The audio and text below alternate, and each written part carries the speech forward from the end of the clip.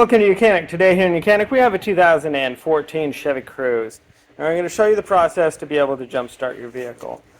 Say there's not enough battery power to start the vehicle, you're getting a click-click motion from the starter unless your starter is worn out. You'll still sometimes get the click-click from it, but if you check your battery and you make sure that it's got a full charge and you're getting some type of click noise or you're not getting power to the starter, well then it's most likely the starter that has gone bad or something else. But a lot of times if your battery has gone weak because say you've left the lights on or you were listening to the radio for a long time in the vehicle without the vehicle running and your battery has gotten too weak, it's gone under the cold cranking amps needed to say crank your engine, then you may need to have a jump start. Now if your battery is completely dead because you left the lights on overnight or the battery has just gone bad, you'll have your key, but your standard options to unlock the doors with the key fob, they may not work or won't work. And so you'll need to use your manual key just to be able to get in, unlock the car, so that you can pop the hood to be able to jump start your vehicle. So once you've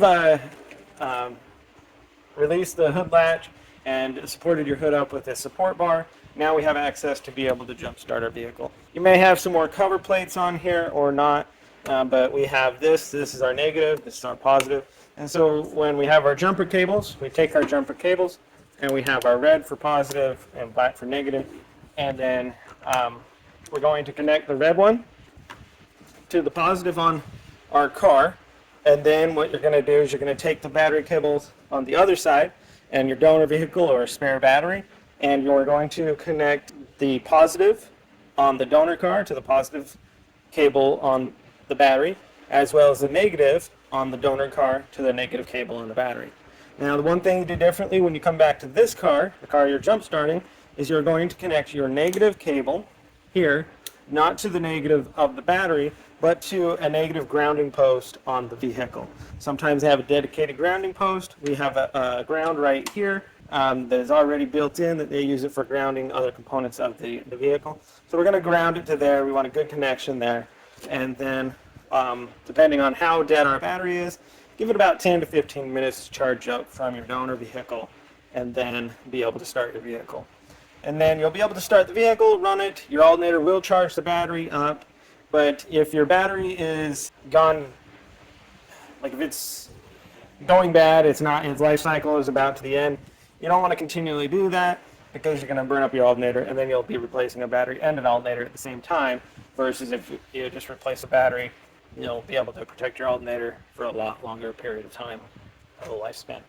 So when you're done and you've got your engine started up and it's running, then you'll want to disconnect your cables.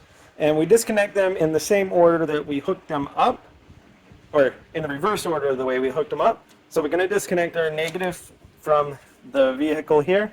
We disconnect the negative from the donor vehicle or the charging vehicle, and the positive from that vehicle, and then we come back and disconnect our positive on this vehicle, put our covers back on if we need to, and that would be how you would change or jump start your vehicle if you need to on your 2014 Chevy Cruze. Thanks for watching YOUCANIC, where you can be the